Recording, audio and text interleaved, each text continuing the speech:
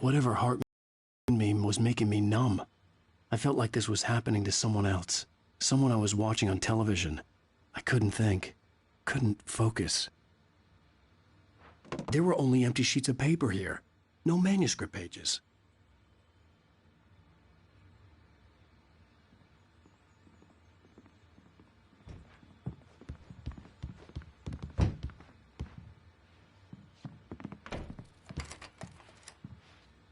Good evening, Alan. Are we feeling better now? Feeling calm? Yeah. I see you brought your pet gorilla with you. So sure, I'm calm.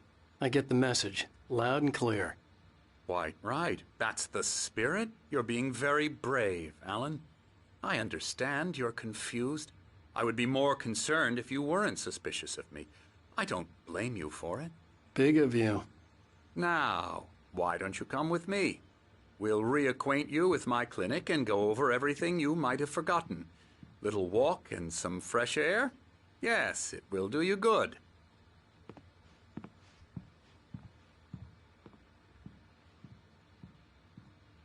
This corridor is for patients. Most of them aren't here right now. Jack took them out for a fishing trip, except for the ones who are particularly vulnerable, of course.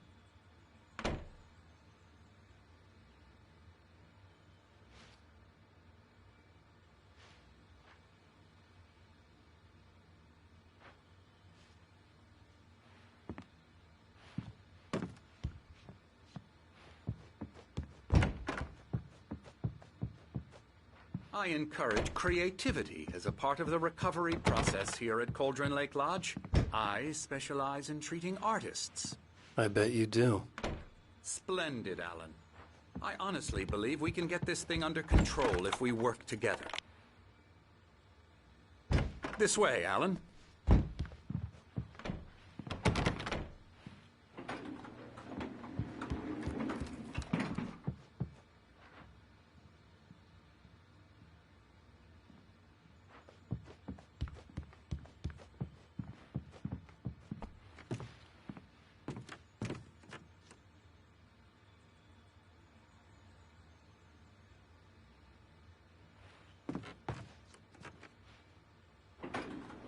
Now, Alan, from past experience with you, I know I need to get right into the heart of the matter as quickly as I can after an episode.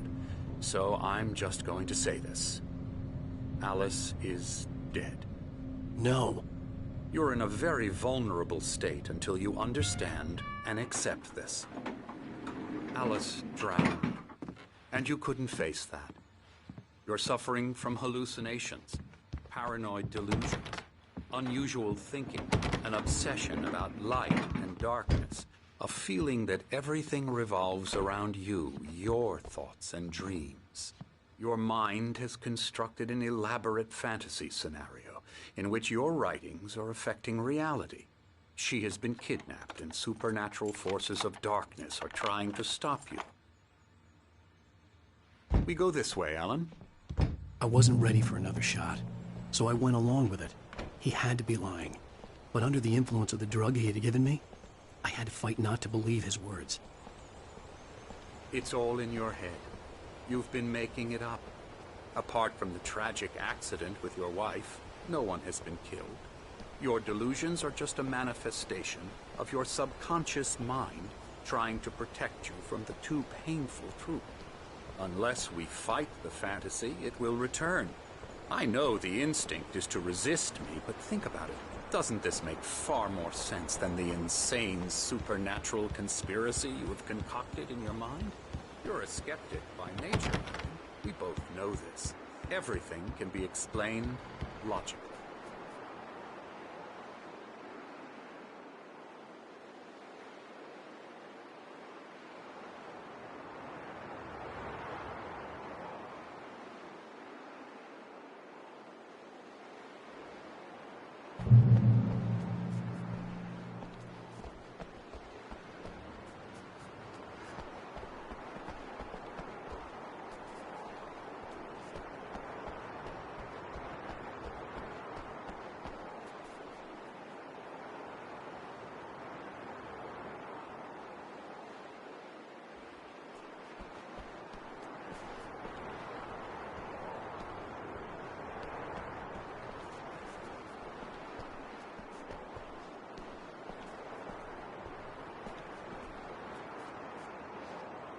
I never get tired of this view.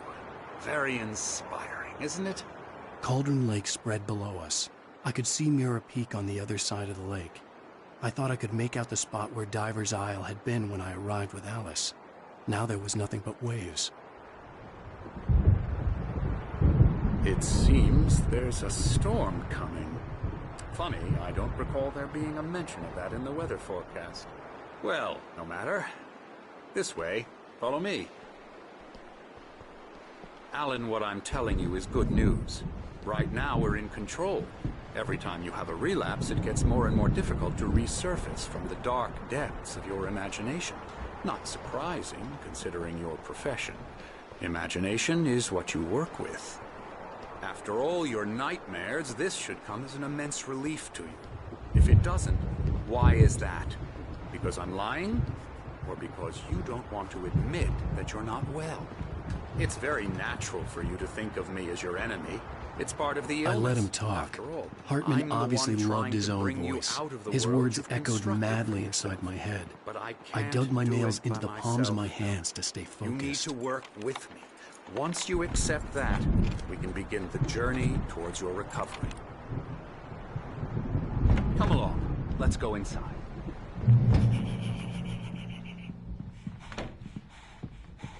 Here's the entrance to the office wing. That's for staff only. You were impressed by my trophies when you first arrived here. I do love to hunt.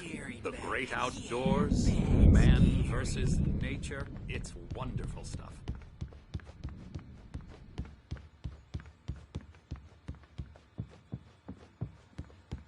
Scary, scary, scary.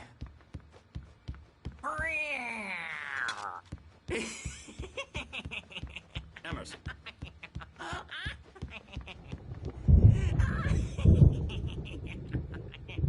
I'm a real bad dream, mister. You should be afraid of me. Don't want to run into me in the night, that's for sure. Please, Emerson. Mr. Wake is confused enough as it is. Yeah, you'd like me to go away so you won't be scared. But you can't just decide what kind of dream you have or when you have it. Emerson. Okay. Sorry. Boo.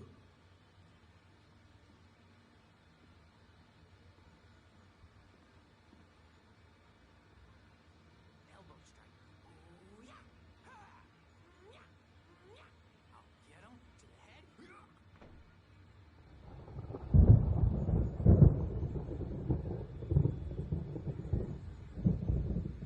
Alan, please, this way.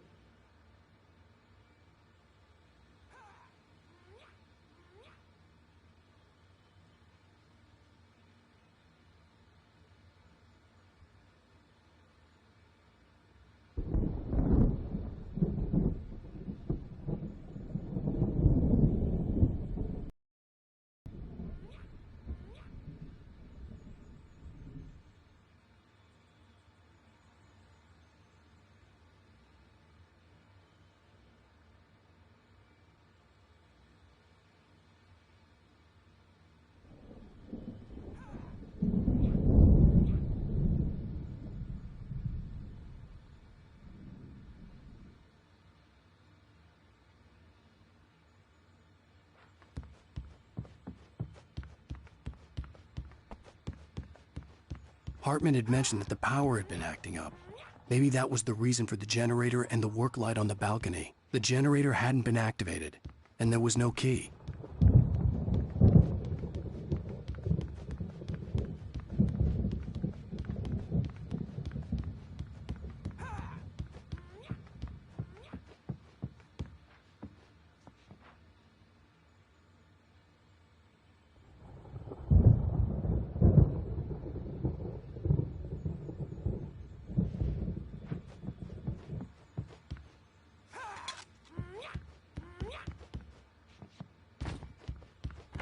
Now, you might have noticed the typewriter in your room.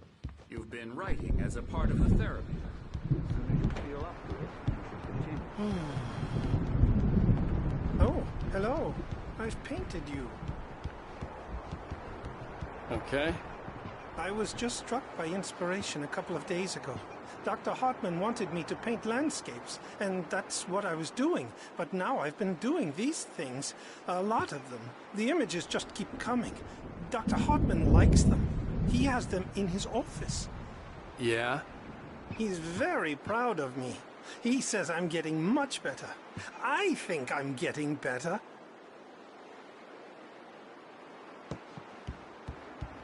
Well, I guess I'd better start wrapping this up. The storm is almost here. Look at that. I'd hate to be out there tonight.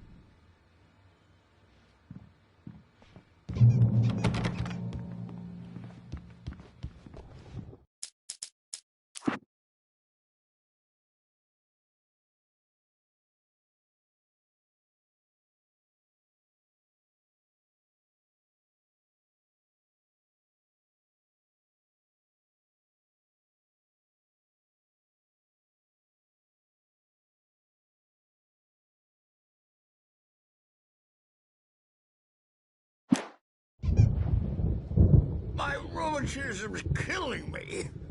There's a storm coming. Oh, what a storm. I hope it wipes this place off the face of the earth. And these two are the Anderson brothers, Odin and Thor. They had a... how should I put this? A heavy metal band in the 70s and 80s called Old Gods of Asgard. They even adopted new first names to complete the image of Viking gods. After the band broke up, they lived on a farm nearby. They are, well, in advanced stages of dementia. They're well cared for, TLC and all that. There's nothing more that can be done. I'm afraid that the rock and roll lifestyle has left its mark.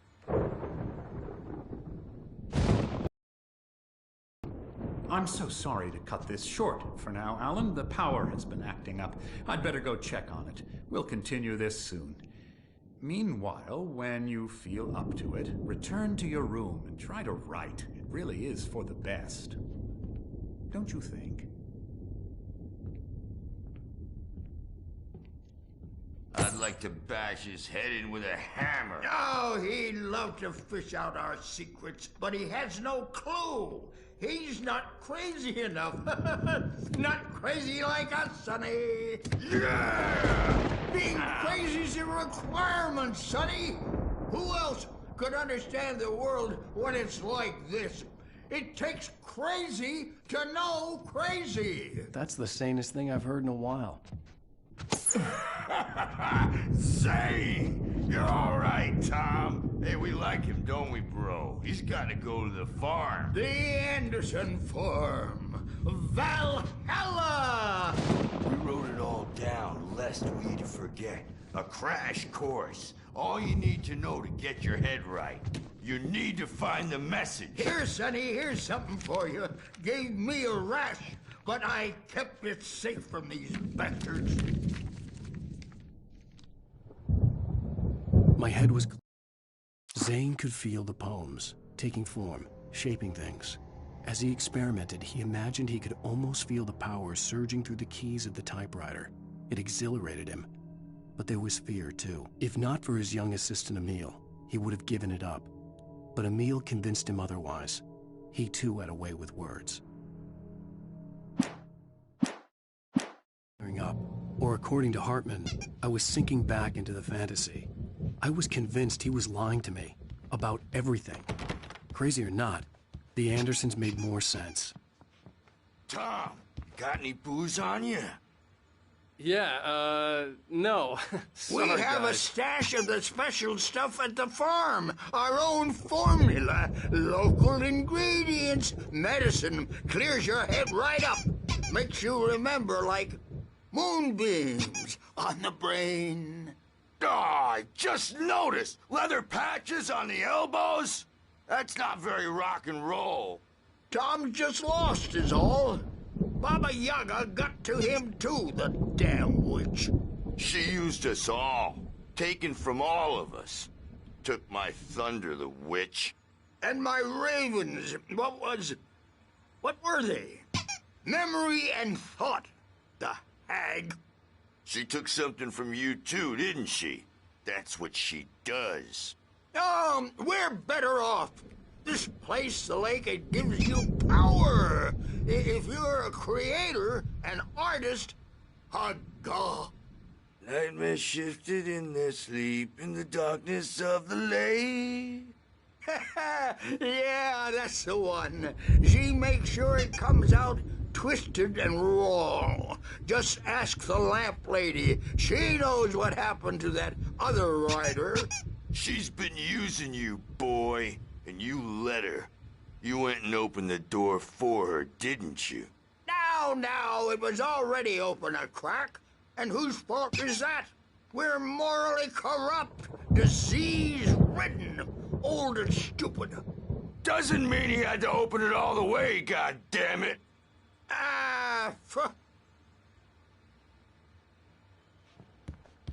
So tired. Built the farm close to the lake. A place of power. We had parties there, man. You should go there and have a party. That Bob Baldwin threw the amp through the window. Hit that hippie chick in the back of the head. 15 stitches and a concussion. Bob's dead now. Leukemia. Stitches, snitches, and narcs, man. Bad scene. I'm tired, man. He's checking on it now. Yeah, good thing he's not overreacting or anything. Well, he's the boss. I may need a hand here later on. Something's wrong. I'm not myself. It's hard to think that there's a shadow inside my head. I can only focus on writing. Everything else is a blur. I'm trapped in this cabin. Have been for days, but it's always dark outside. My editor is real. I saw her again. She's not human. It's not human. A dark presence is wearing the old woman's face. She was covered in clinging shadows. There's a hole in her chest where her heart should be. I think I've made a horrible mistake. I don't think I'm any Alice. It's been lying to me, using me to get the story it wants, and the story will come true.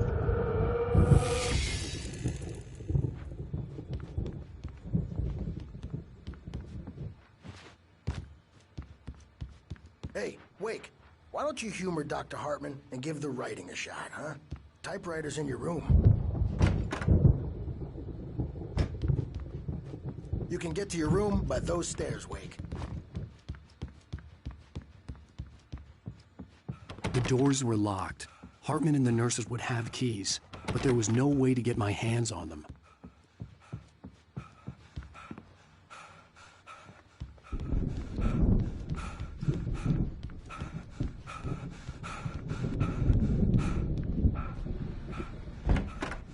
Hartman wanted me to write. I knew I couldn't, but I figured I should just play along for now. It was the only thing I could do with Nurse Birch watching me like a hawk.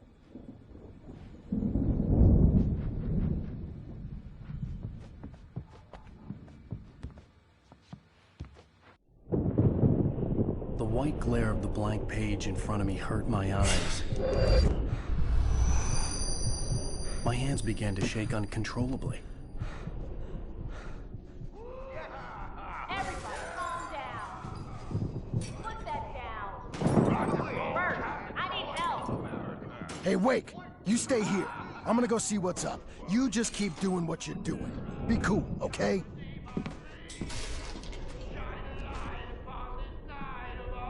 I didn't know what the chaos was all about, but it could be my only chance of getting out of here.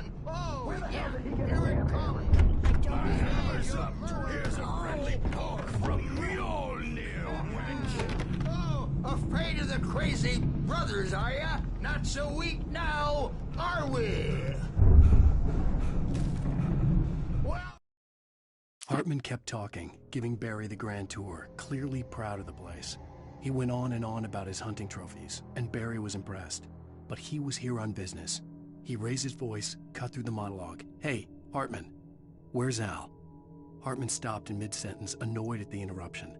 He nodded at the hulking orderly standing nearby. The man smiled and clapped a practiced hand on Barry's shoulder. Things are unraveling fast, aren't they? Ha ha! Nah! Ha ha! It's my store. I'm taking it. Sinclair looked bad. That wasn't a love tap. The crazy old fart hit her hard. If she was one of Hartman's goons, she had it coming. I had to get to Hartman's office. He had taken all my manuscript pages. That's where he'd been keeping them. Come on and face the music, Birch. It's time to pay the piper. The markings on the tape said they were recordings Hartman had made at the sessions with his patients. I saw Alice's name on one of them. For a moment, I couldn't breathe right. Now, Mrs. Wake, can you tell me about Alan's problems? He's more and more out of control all the time. The parties, he's so angry all the time. He's getting violent. Do you mean with you? No, not with me. No, never. Sometimes I almost wish Alan would take a swing at me, because at least that'd lead to a conversation he couldn't just march out of. But no. Alan doesn't really sleep. And the work, well, he's not writing at all. He sits there for hours and just gets more and more frustrated. And I can't talk to him. Yes. Tell me, Mrs. Wake, what would you say to him if he'd listen? I don't know. I want to say, I look at you, and it's not you. Just some stranger who resembles you. Looking out from behind your eyes. And I don't like that guy much. And now it's all gonna go to hell. But you don't ever say this. No. I've tried, but he's not listening. He's too deep in his own problems, always going on about something else. I'm so afraid I'm gonna lose him. And we're not even talking anymore. He doesn't let me in anymore. He just keeps me in the dark. I'm so alone here, even when he's home. Please help me, Doctor, because I'm at my wit's end. Well, if you can just get him here, I'll absolutely do my very best. Yeah, but Doctor, you need to be careful with him. He's not just going to listen to you and cooperate. He's the most stubborn man I've ever met. Well, I'll be sure to bear that in mind. Hearing her voice, what she was saying made me happy and sick and guilty all at once. Worst of all, I recognized the words. The phone call from her. It had been a cut-up of this. Just a recording.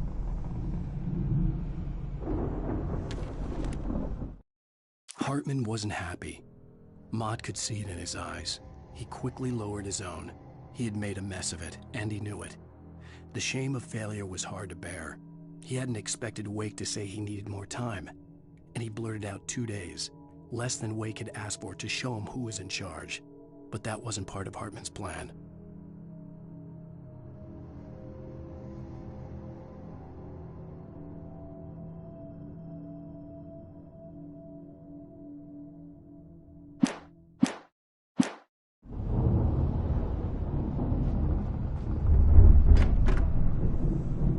The photo on the wall caught my attention. In it, the clinic staff was standing outside the lodge. I knew the man next to Hartman. He was the kidnapper. Hartman had been playing me all along.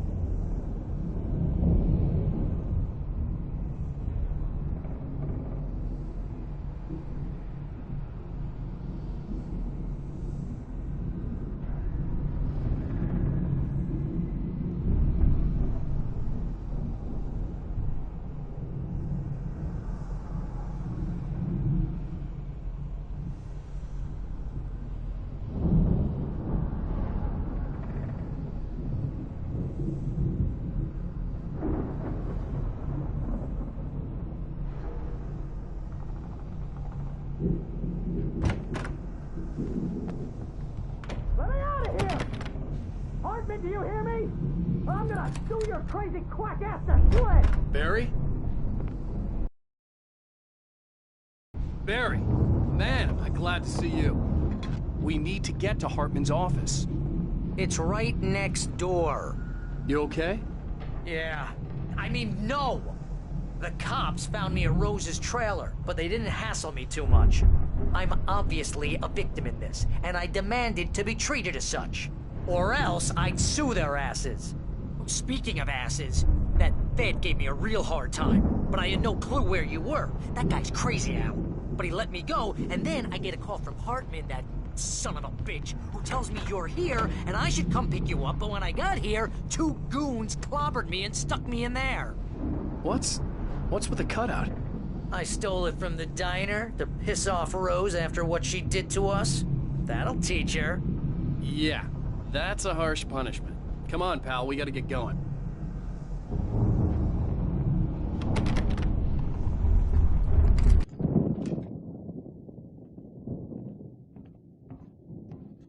These were all the pages I had on me. And more.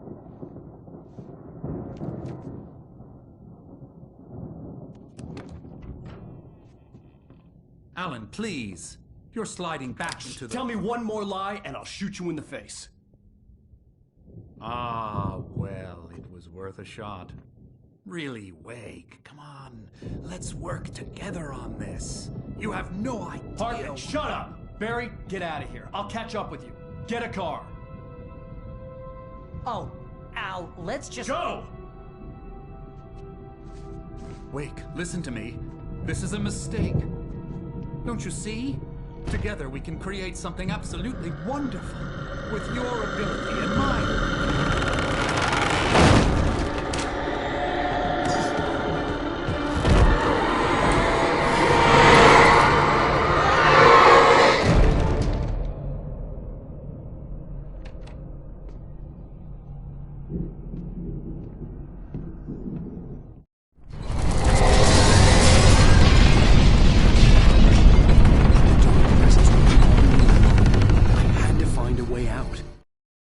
Hartman followed the fall of Alan Wake with his binoculars. When the rider hit the water, he ordered Jack to take the boat to him. The spot was easy to see in the dark, even with all the extra lights in the boat. The flare floated and kept burning even in the water. Jack turned the radio louder as the engine sputtered. The music was rough and clanking, something the Anderson brothers would no doubt have enjoyed. But Hartman chose to ignore it. Wake was finally within his reach.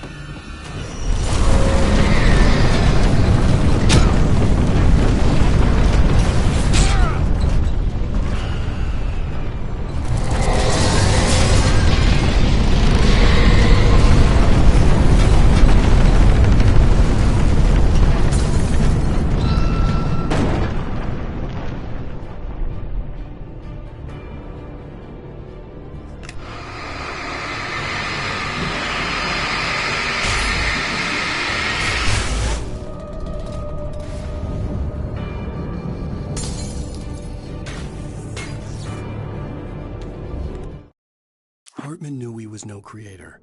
He had no ambitions on that front. And the artists he had worked with here, damaged in ways that were hard to describe, or worse. It was enough for Hartman to maintain creative control and provide direction, to be a producer. That was what most of these people were in need of anyway. Of course, suitable subjects were few and far in between.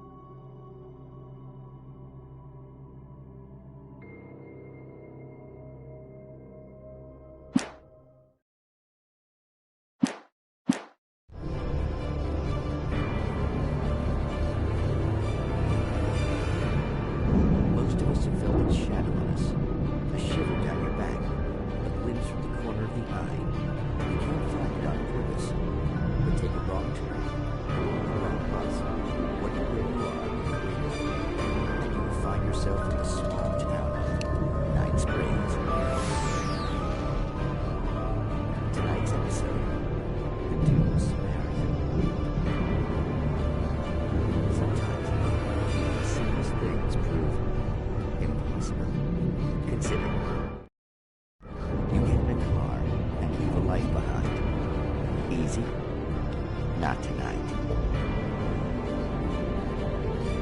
Thanks for the ride, Mark. I'm so glad to be leaving this place. You have no idea. What, Night Springs? Come on, Linda. Relax. It's not that bad. Hey, what's that up ahead? Oh, God. There's someone in the road. I think there's been an accident.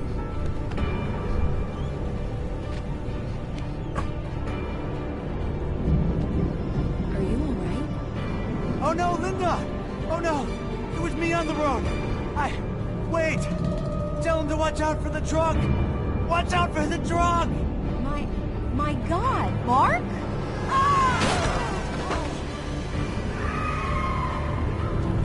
Oh, God! No, please! God, no!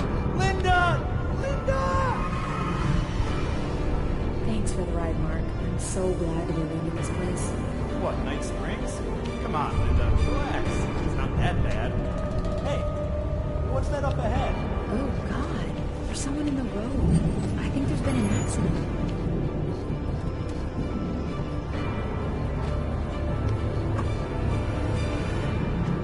Are you all right? Oh, no, Linda! Oh, no! It was me on the road! Wait! Tell him to watch out for the truck! Watch out for the truck! My God, Mark? And there you have it. A vicious cycle, brutally punctuated by the blast of an air horn and screaming metal. Many roads are dangerous, but none more so than the one that leads away from Night Springs.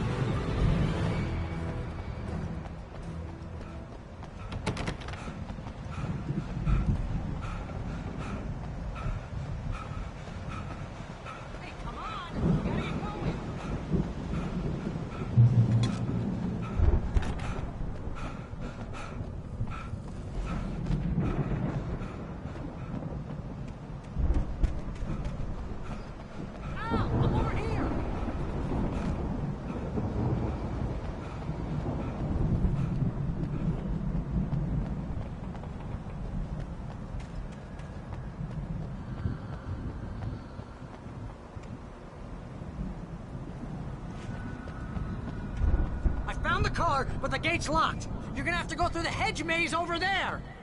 Barry, I don't have a light. Take this, Al.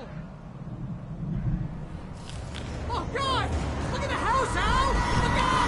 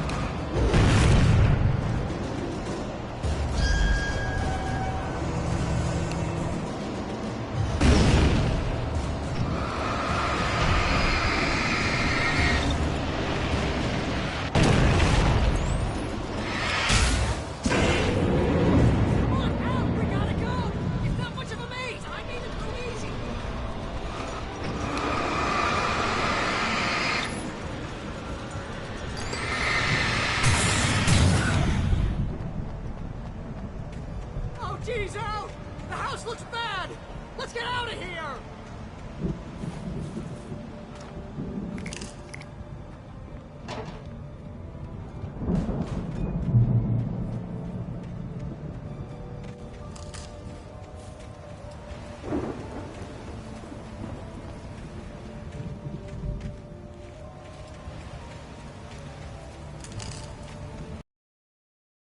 Those evil guys moving around!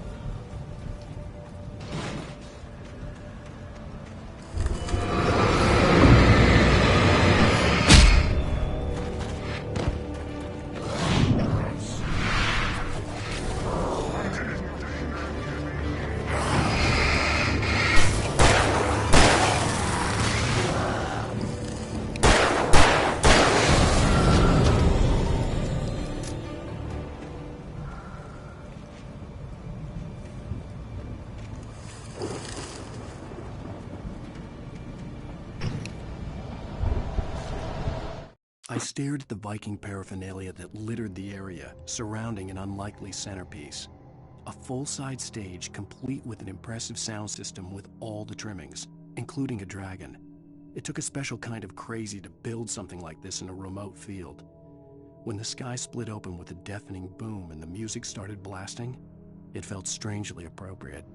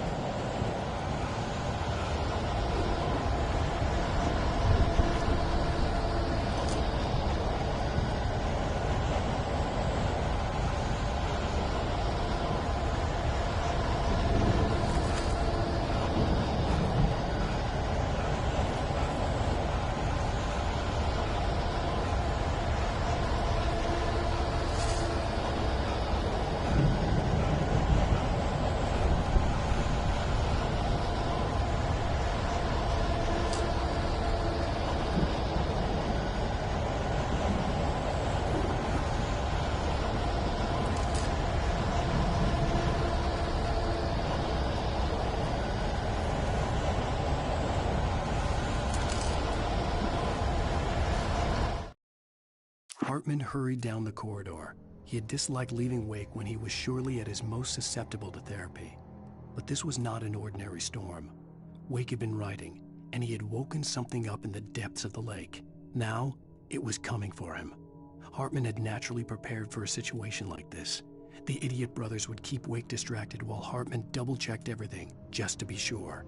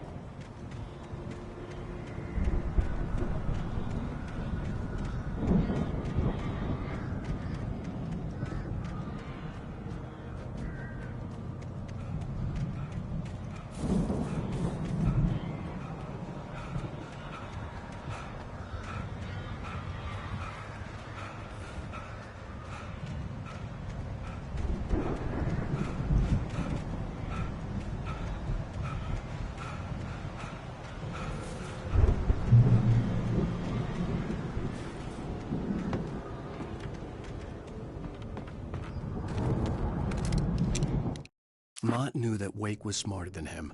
Wake had more money, a beautiful wife, everything. And Hartman said Wake was important. That made him better than Mott. But Mott was calling the shots now. He'd expected Wake to whimper and grovel, but instead, he seemed willing to fight. Mott knew he'd gotten under Wake's skin. If only Mott actually had his wife. The thought made him shiver.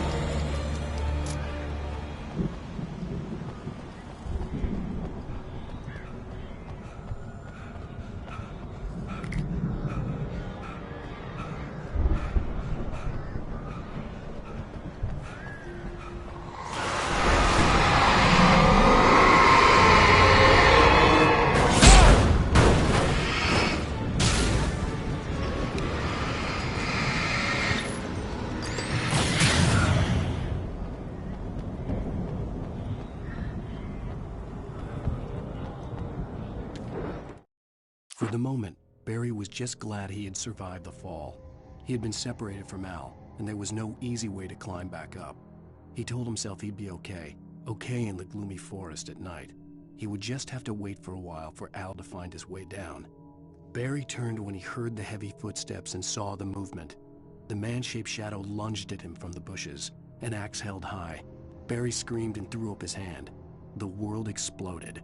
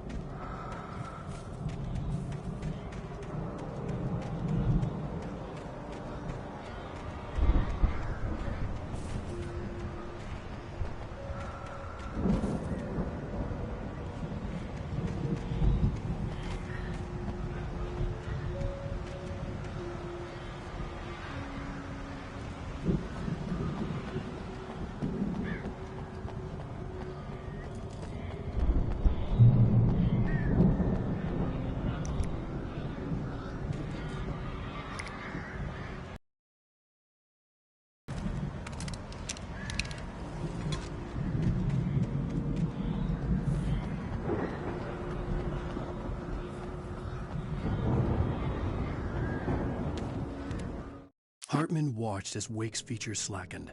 The man was bullheaded, no doubt. Even lying on the bed, he'd almost broken Hartman's nose the second time. But with a little time, he could break Wake down, give him proper direction. Wake was easily the most promising subject he'd had. Well, since Tom, really. "Sleep well, Alan," Hartman whispered with a smile. "Let me take care of you." He sniffed hard to clear his throbbing nose, swallowed blood, and barely tasted it.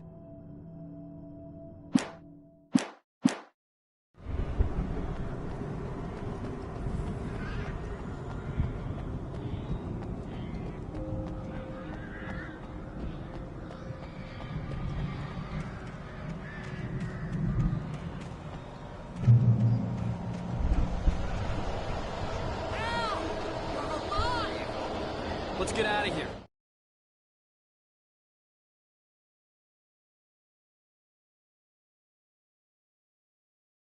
Can you open this gate? Maybe. Barry. Well, I slammed it shut when the nasty showed up, and the key fits kind of loose in the lock, so, I'll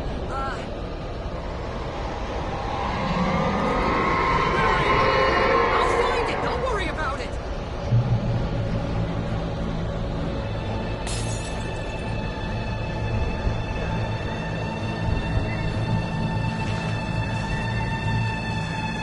Hurry up, Barry! I'm on it! Ah! Ah!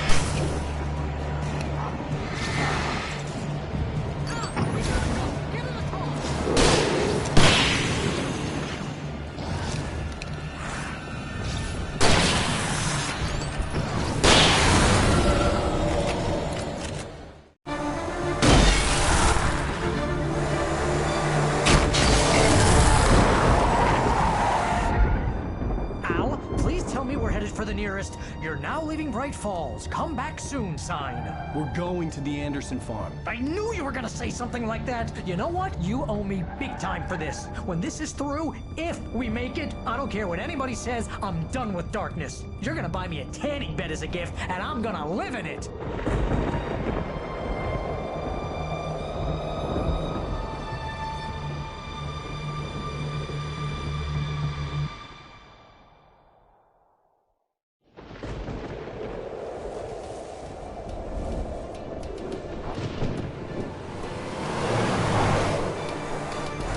Crazy, but that's fine, Barry.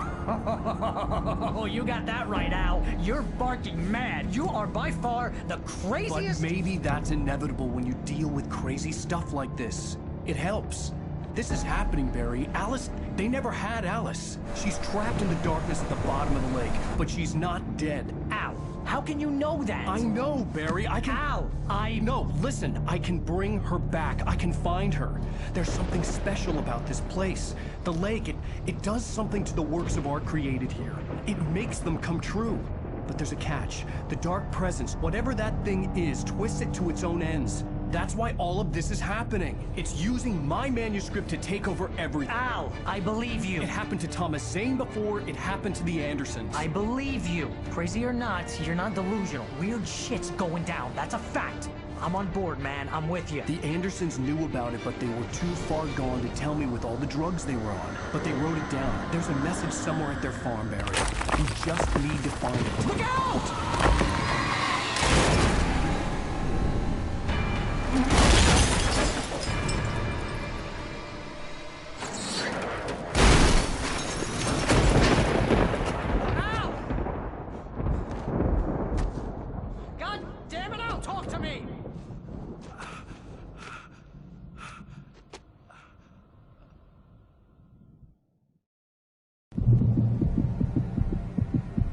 I had lost my gun in the crash. Barry was nowhere to be seen.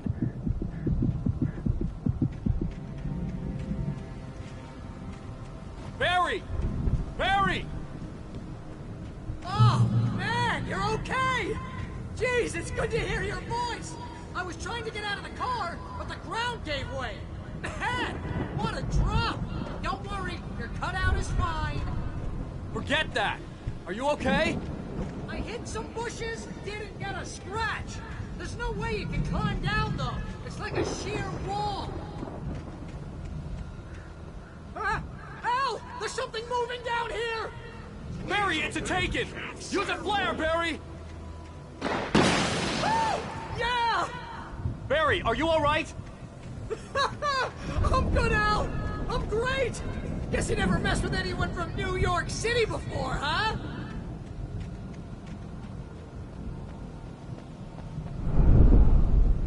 You're gonna have to find your way around to the farm, Al! I'll be waiting! Barry, just wait for me, okay? Al! I'm not staying here! It's suicide! I'm going to the farm! I'm gonna go ahead and secure the area! You can catch up! Don't worry about it! I'm on the case! Now he's Rambo. This would turn into a disaster if I didn't catch up with Barry.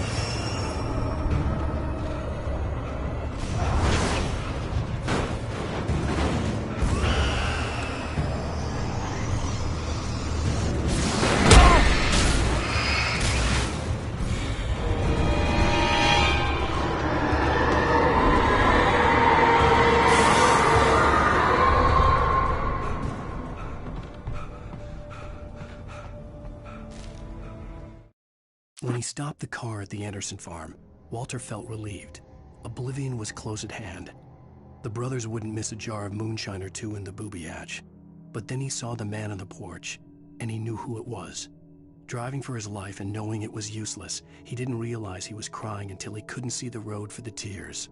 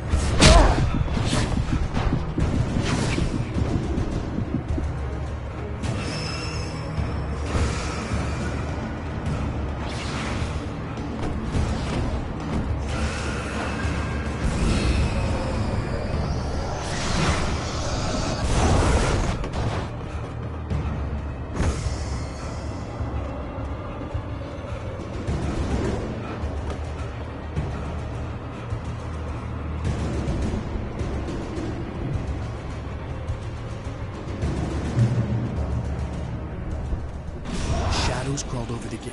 I needed a light to destroy them to get through.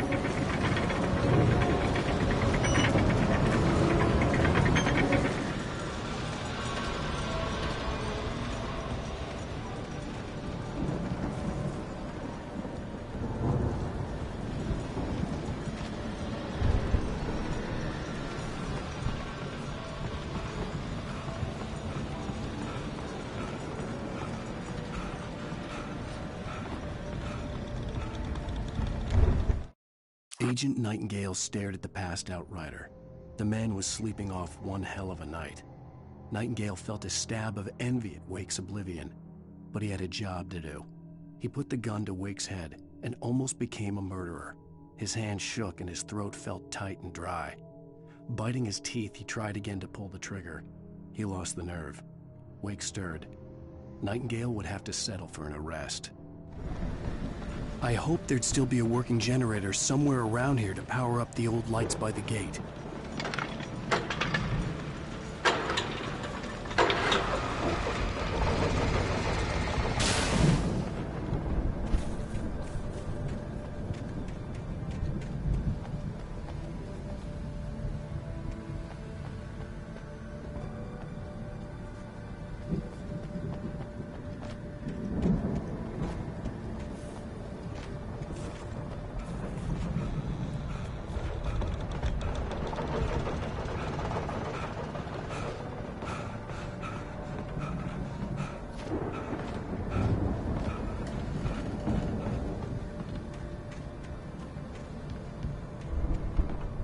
I could sense the movement in the woods ahead. Facing the enemy without a weapon was dangerous, but I had no choice.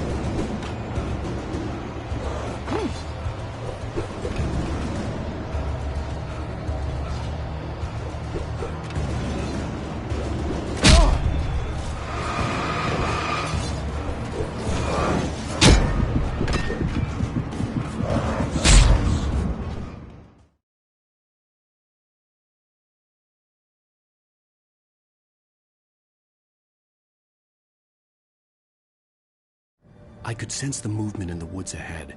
Facing the enemy without a weapon was dangerous, but I had no choice.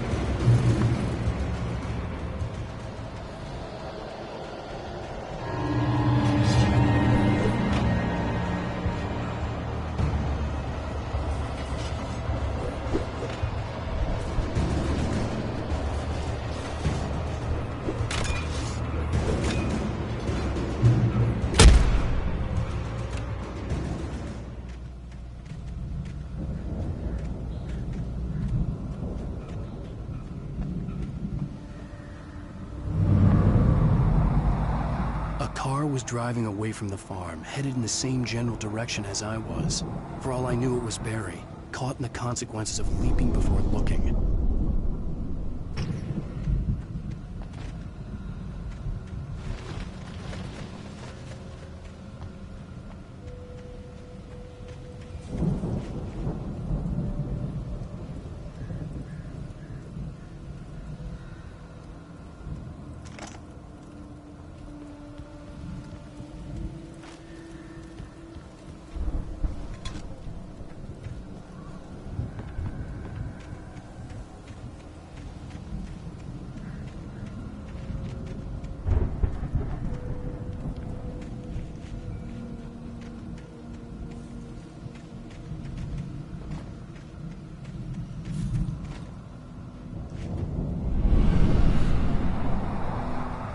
The car was heading for the cabin up ahead.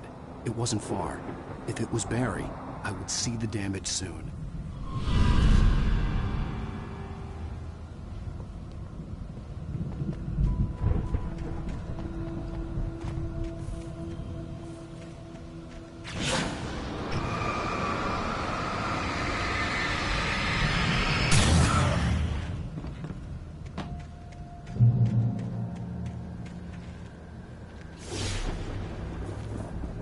I'm trying to deliver each page to the right time and place. I'm trying to show you how the story goes.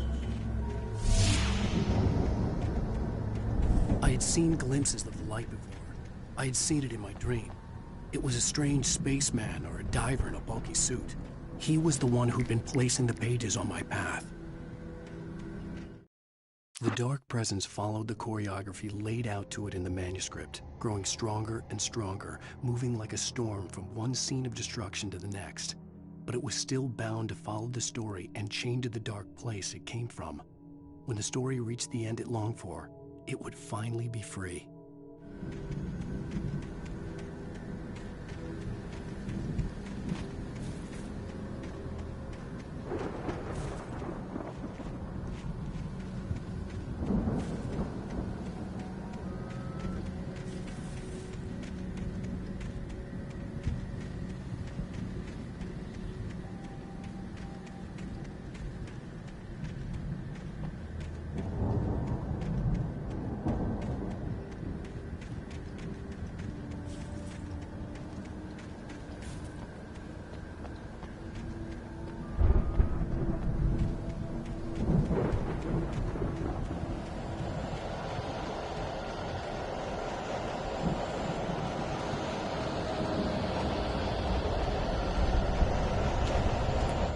The storm raged on as the Anderson brothers walked unsteadily away from the clinic with the other patients in tow, knowing that this time they wouldn't return. The darkness around them seethed with horrors, but Tor and Odin were unafraid. Their eyes glinted with guile. They knew every secret path, and there was blood on their hands. They had fought these shades before.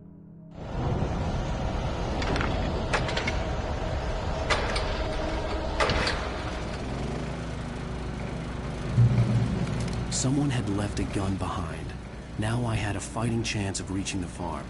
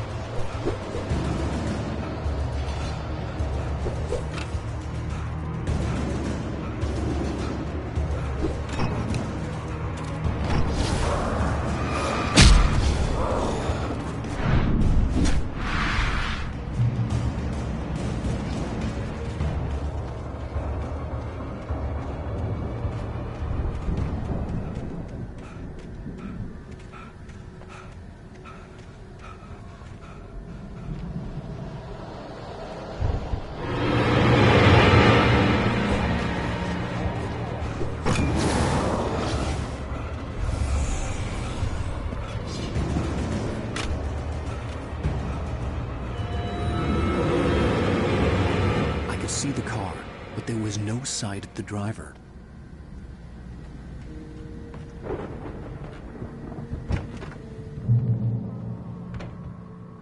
Hello?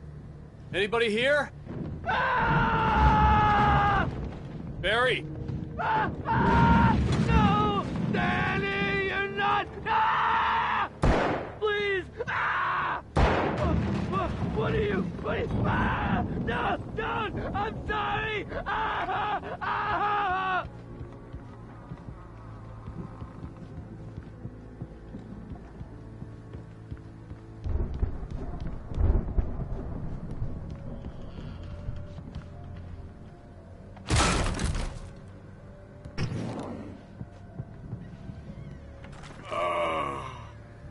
I know you.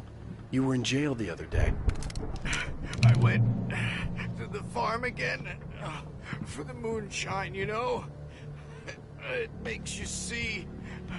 They're not gonna miss it. They're in the loony bin. But my buddy, Danny, I lost him. Something's gone wrong with him. It's not him. Like a real bad follow-up to a real good movie. The best friend's suddenly the bad guy who wrote this crap anyway.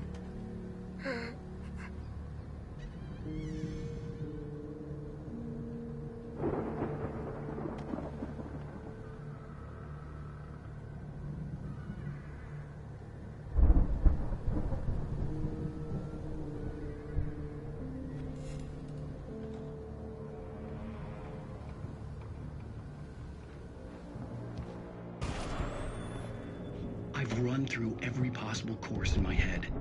If I continue like the Dark Presence wants me to, the story I'm writing won't save Alice. It's a horror story, and it's going to kill her, and me, and everybody in this town. No one will survive.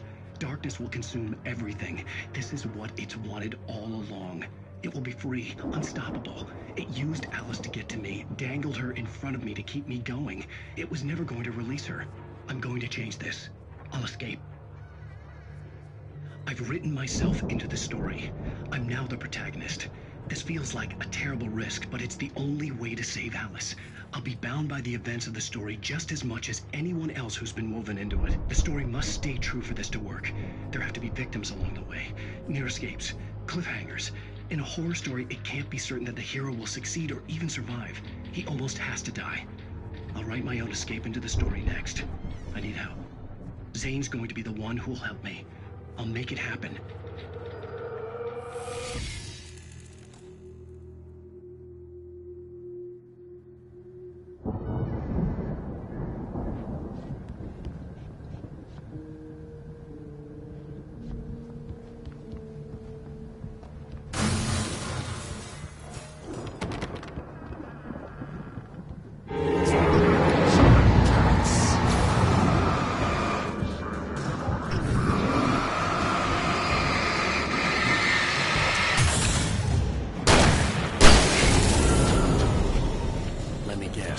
Danny, huh?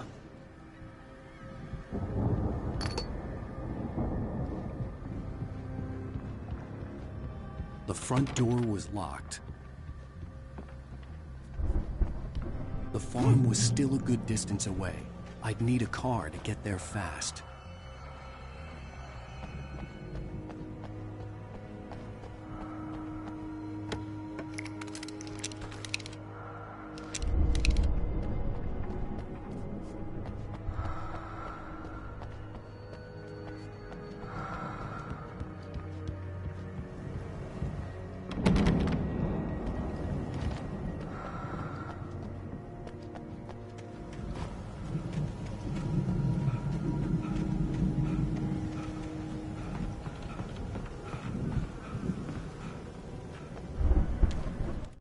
For a moment, Hartman considered strangling the idiot. Mott was mean-spirited, but easily manipulated, an emotional infant who lived for his approval.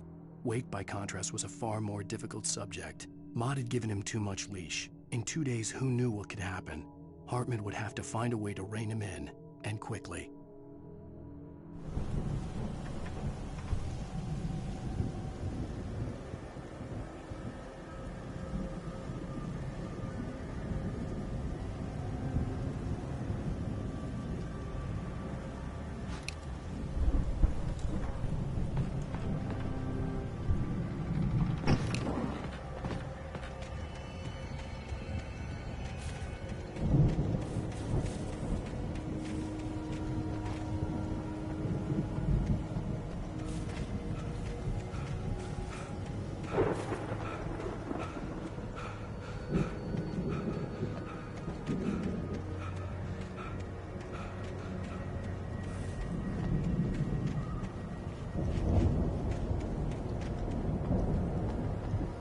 If Barry wasn't up here, he was probably in trouble down at the farm.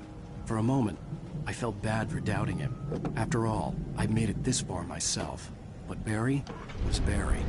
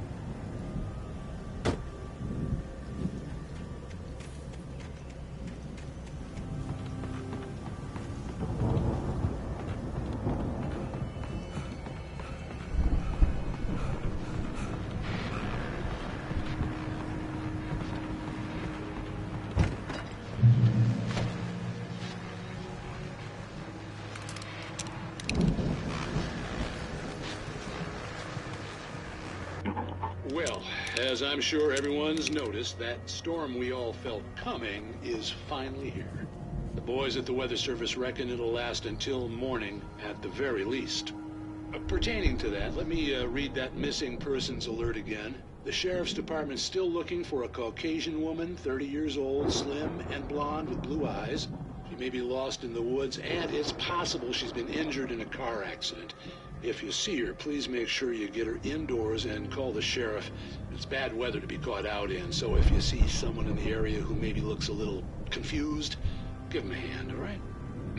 This is Pat Maine on KBF FM, hoping you're all safe and warm tonight.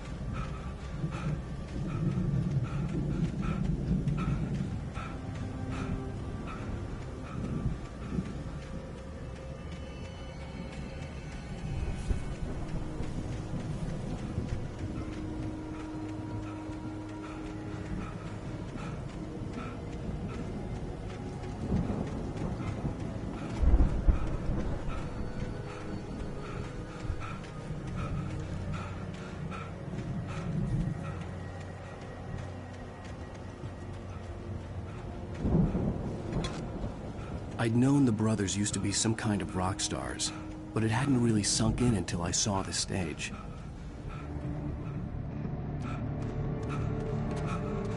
Ow! Run! Incoming! There's too many of them!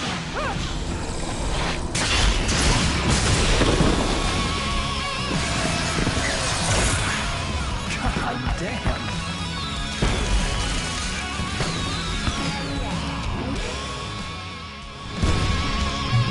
I'm so glad you decided to go it alone, Mr. Johnson. Shut up and shoot! Ow! We have to fight them off! I can set off more of the fireworks from here and help you out! Hey, Al, did you notice there's a lot of ammo and stuff around? This place is stocked! Al, hold on! I'll try to get the stage lights on!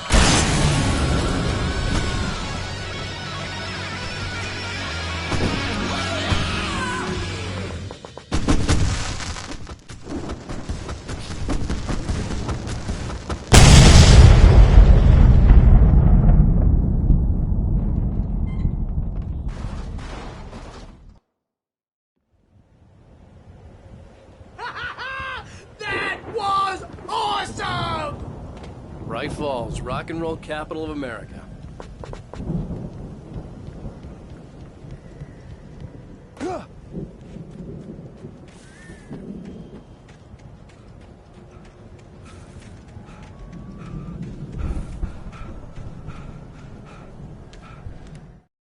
Deputy Mulligan tuned Thornton's chatter out. He didn't think riders were particularly useful people, and a huge manhunt for one stuck him as idiotic. Certainly not worth the missed opportunity for coffee and pie. It wasn't even clear what the man had done, except run from them at the trailer park. Mulligan knew he wasn't alone. The sheriff's patience with the Fed was running out.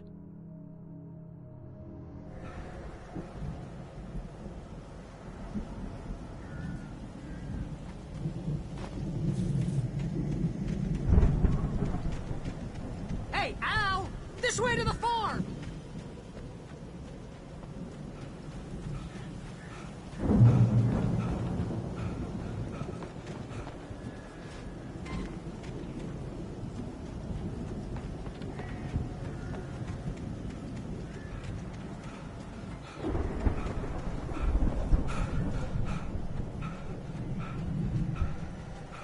See, bestseller? No reason to worry. Your cutout's good as new, right where I left it.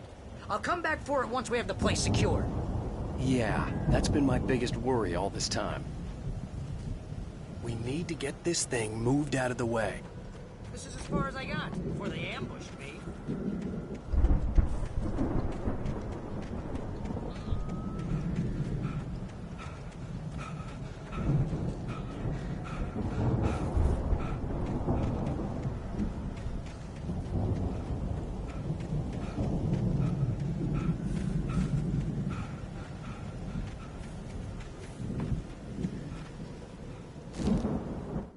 As the deputies hauled Wake and Wheeler away, Agent Nightingale eagerly examined the stack of papers Wake had been carrying. It was incomplete, a collection of random pages, but there was enough. He saw his own name in there, among others. His hands shook with emotion. Finally, it was proof. He had been right all along.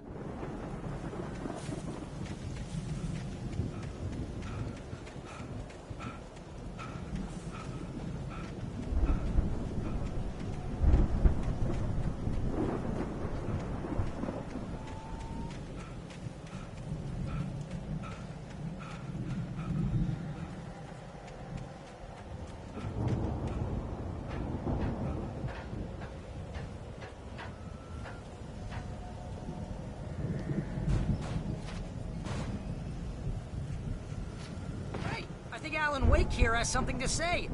What's that, Al? Oh, I'm Alan Wake. I'm always right about everything. And if I don't get my way, I'll sulk all day long. I'm always intense and moody. It makes me very attractive and mysterious. Right now, I'm just standing here because I need my best friend Barry to carry me. But that's okay. I can just take him for granted. I think I see what you did there. Yeah, it was pretty good. You want me to do my imitation of Barry Wheeler? No? Thought so.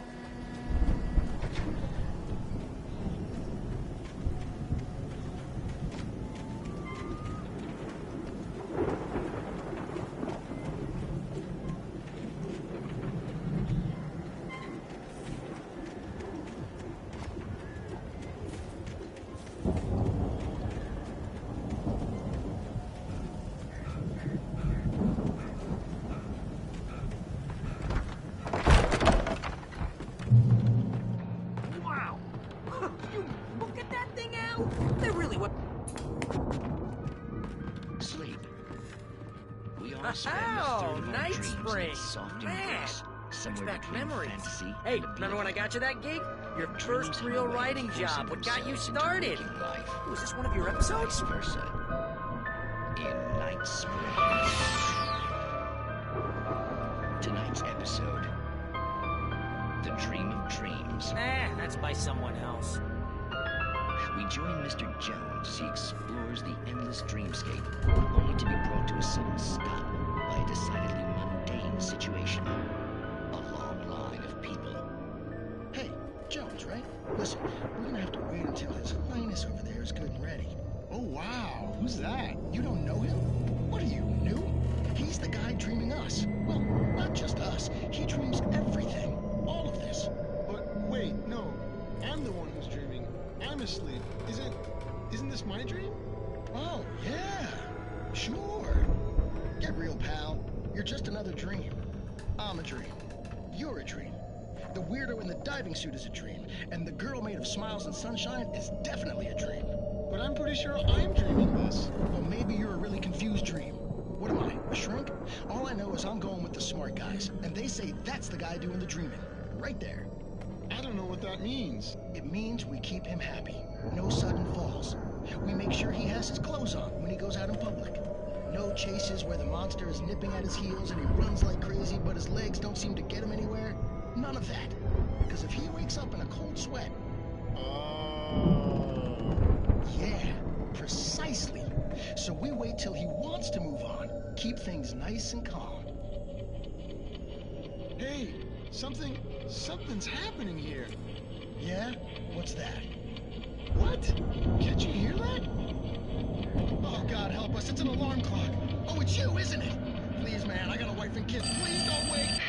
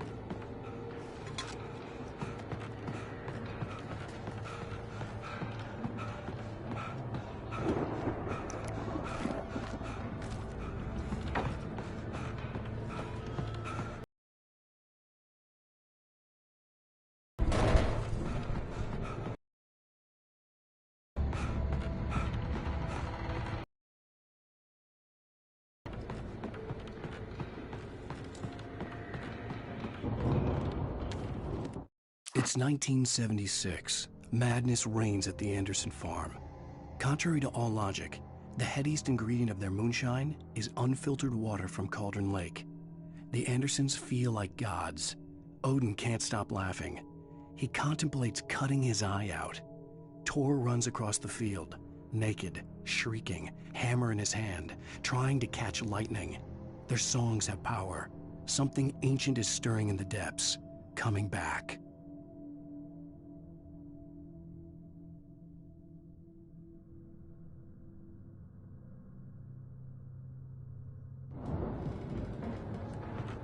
The Viking boat looked imposing, almost like a battering ram.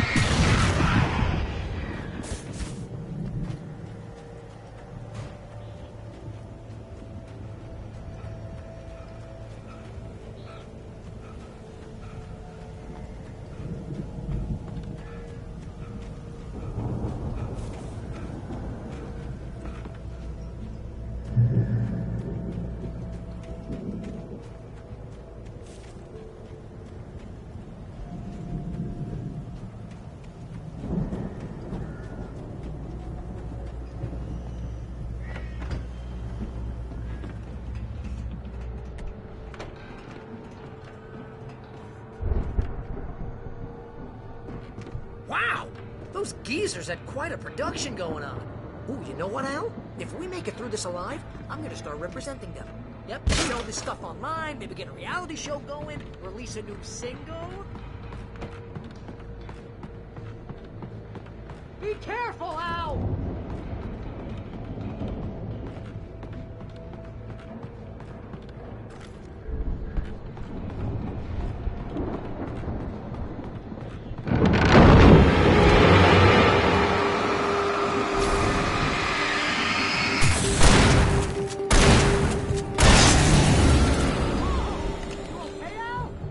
I'm good. Keep your eyes open, okay?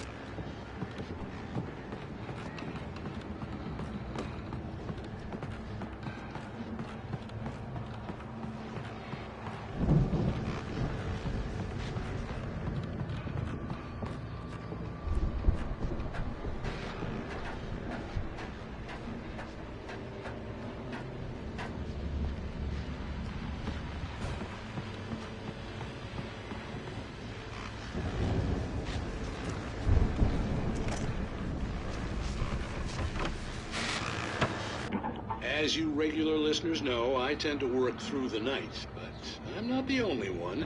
Deputies Mulligan and Thornton are taking a couple of moments off their busy schedule to join me here in the studio.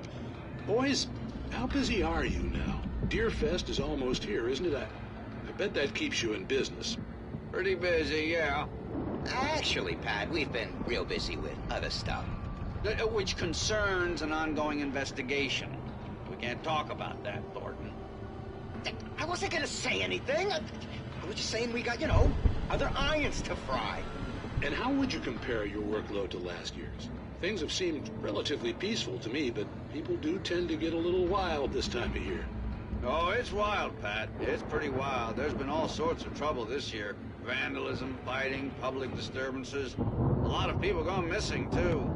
Yeah, it's pretty much the usual stuff, Pat. Just, a lot more of it. Now, is it just me, or does Deerfest get wilder every year? People seem to be more drunk, at least, or they start earlier and younger. Oh, it's definitely not just you, Pat, but... Definitely, Pat. Hey, I'm talking here, Thornton. Oh, shoot, I lost my train of thought. Not just me. Yeah, it's wilder, Pat, but actually most of the trouble seems to be coming from grown men. People who ought to know better, Kids are doing fine this year. Well, that's nice to hear at least. Boys, I want to thank you for stopping by. I'll let you get back to your patrol. Sure thing, Pat. Yeah, sure thing, Pat.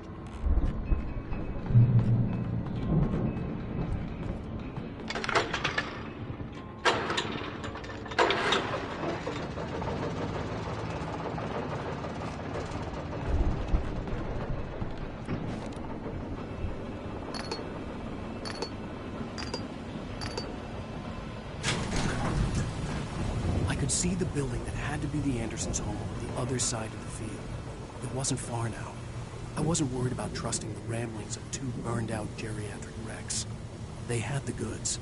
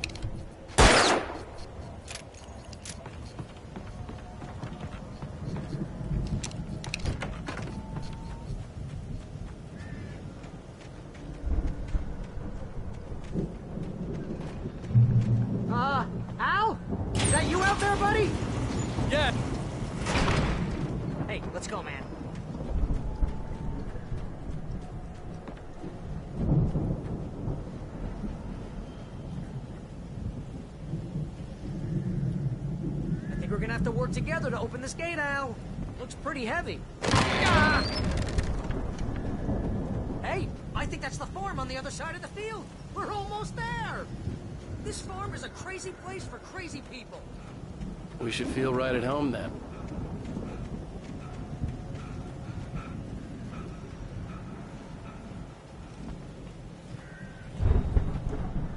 Come on, one more game. Do this thing.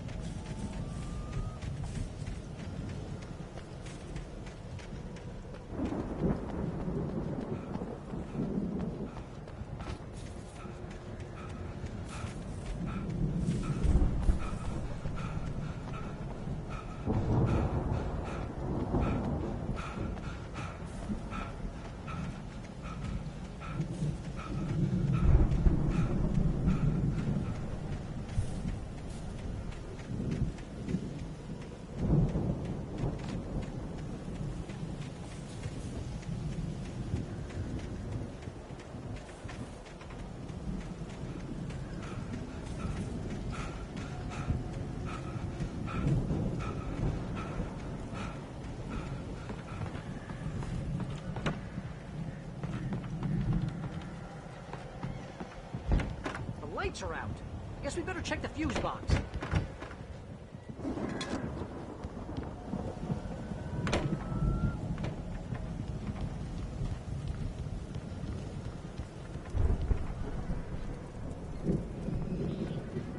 The power downstairs was out, but I was sure I could fix that at the fuse box.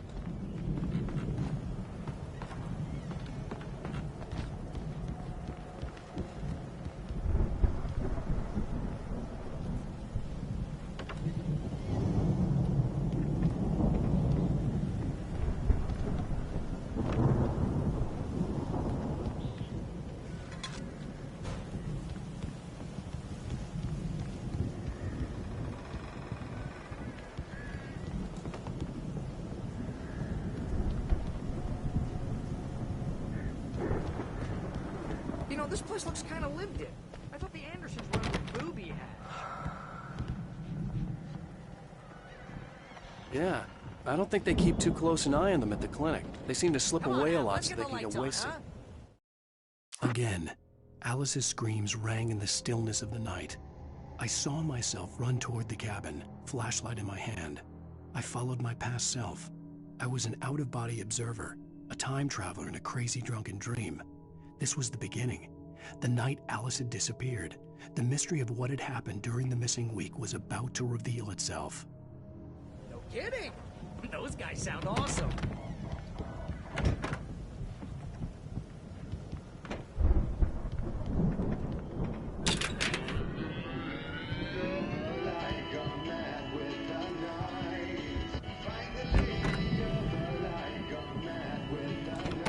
Can you hear that, Al? Music? Of course. We need to find where it's coming from. That's the message the Andersons talked about. That's the whole reason we're here. Lady of the Light? Oh, that's gotta be... what's-her-face? The crazy lamp lady from the town. Cynthia Weaver. Right! Must be.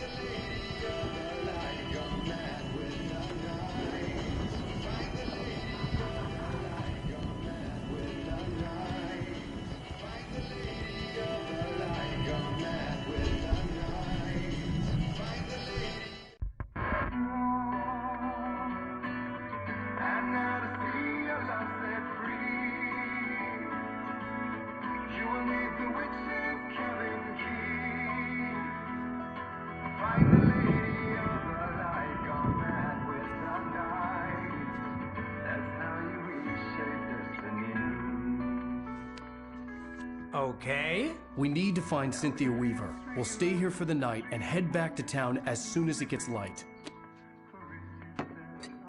Hey, Al. Lots of hours before dawn. Might as well get some rest. And by rest, I mean drunk. Come on, Barry. This is... Yeah, what the hell?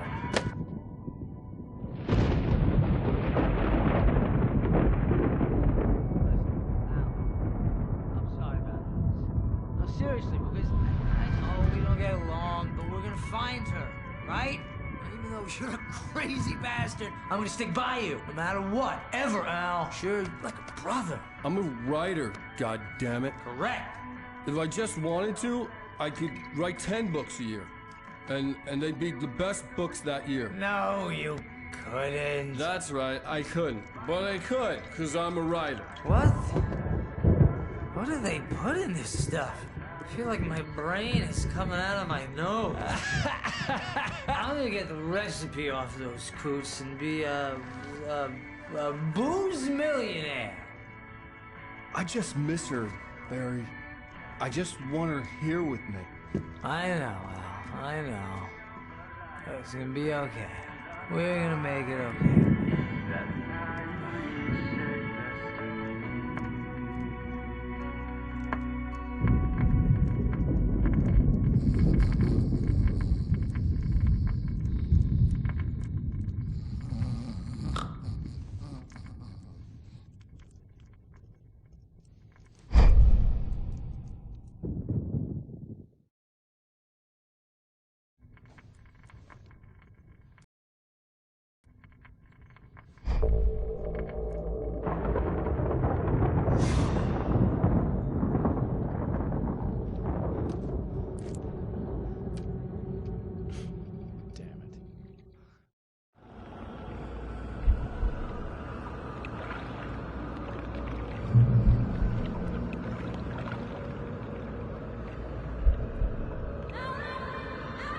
Whatever power had brought me back to this night at the lake was also stopping me from leaving. I had no choice but to see it through, to find out what had happened. It was a crazy, drunken dream, and yet it was more than that. It was the truth, a suppressed memory unearthed by the Andersons' moonshine. I was there, an out-of-body observer. This was the night Alice and I had arrived at Bright Falls, the night Alice had disappeared. I had a chance to find out what had happened. I remembered being surprised to see the cabin dark. Alice would have never turned the lights off. Alice? Alice!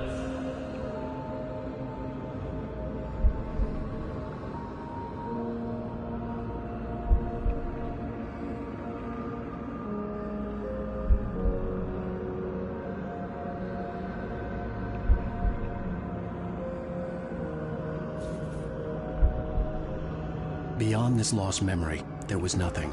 I had to follow the footsteps of my past self to find out what had happened that night.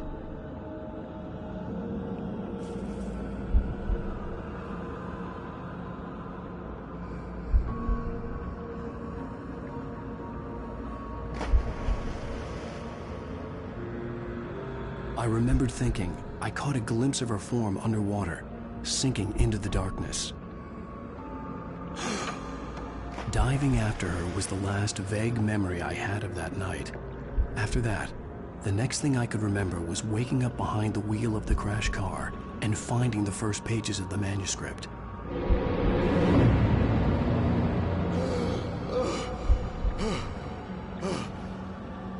I couldn't find her in all that blackness. I must have thought she drowned.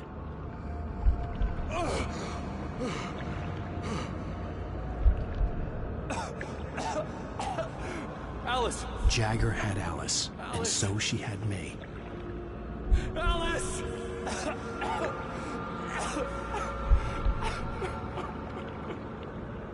I'd been easy prey. Look at the cabin. Is there someone in the window? Alice? Maybe she didn't drown after all. Maybe she's inside. Alice! Yes.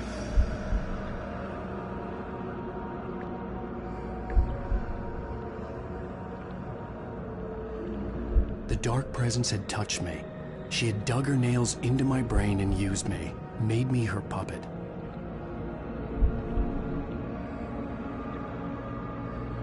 She must be here somewhere. Maybe upstairs in the study. Alice! Yes, that's where she is. You can apologize. Alice! You laugh at the whole thing together and put it behind you. Alice? She's not here. You were foolish to think so. No, she's dead. She drowned. No, no, no! It's your fault your wife is dead. You are guilty. All she wanted was to help you right. You killed her. Oh, hush. There's still hope. Cauldron Lake is a special place. Here, you have the power to change things. She wanted you to write. I will tell you what to do.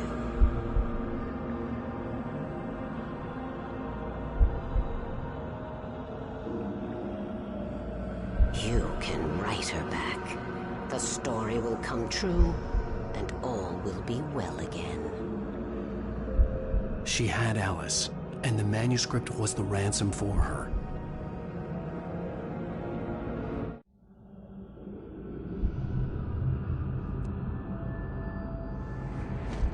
Yes. All right. I'll fix it. I'll bring her back.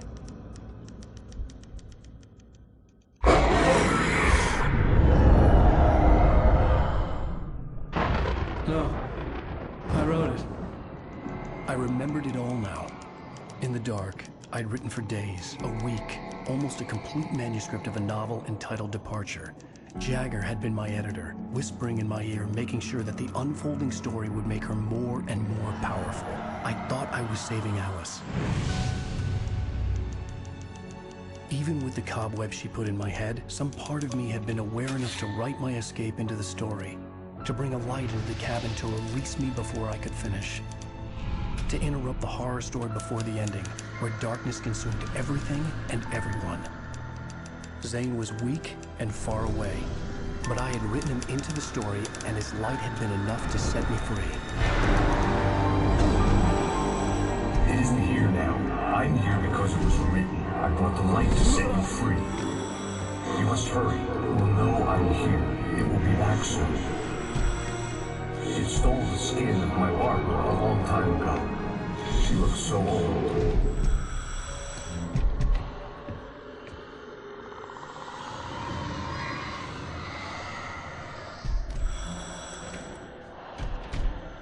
I'd woken up, confused and groggy, my mind consumed by darkness and fear. All I could do was to escape.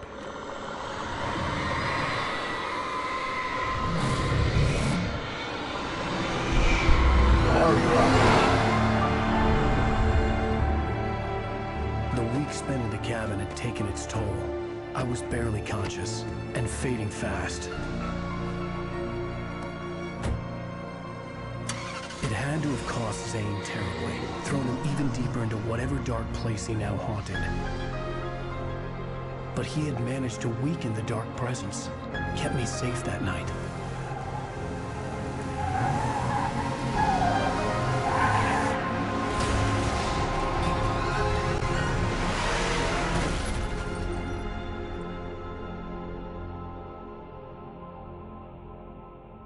I wrote it.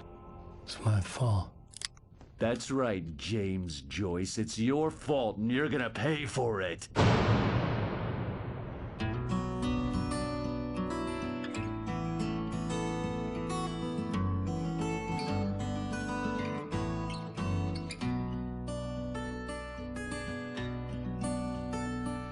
There's an old town road with mystery of Tom the poet and his muse, and a magic lake which gave a life to the words the poet used. Now the muse she was his happiness, and he rhymed about her grace, and told the stories of treasures deep beneath the blackened waves. Till in the stillness of wonder, and still in its misty crown, the muse she went down to the lake, and in the waves she drowned. And now to see your love set free, you will need the witch's cabin key. Find the lady of the light, gone mad with the night. That's how you reshape destiny. The poet came down to the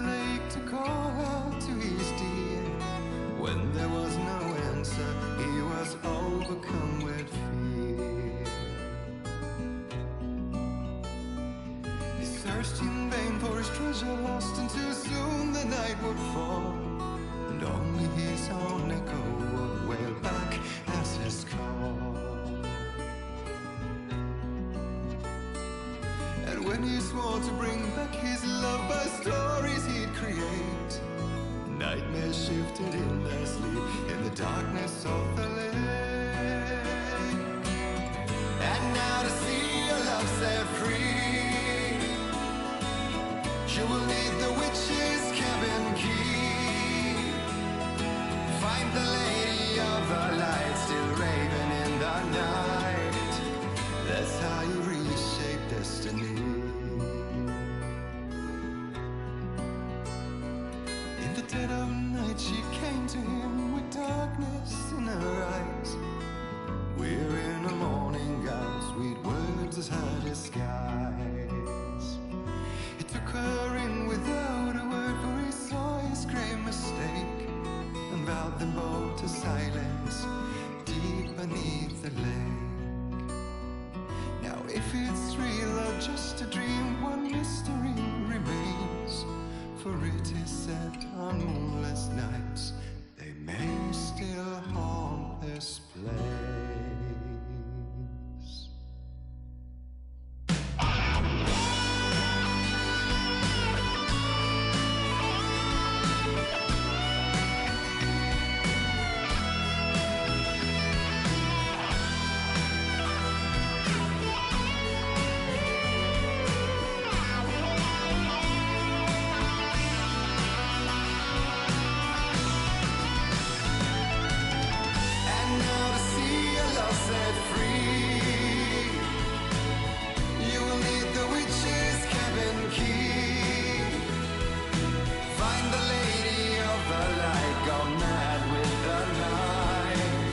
That's how you reshape destiny.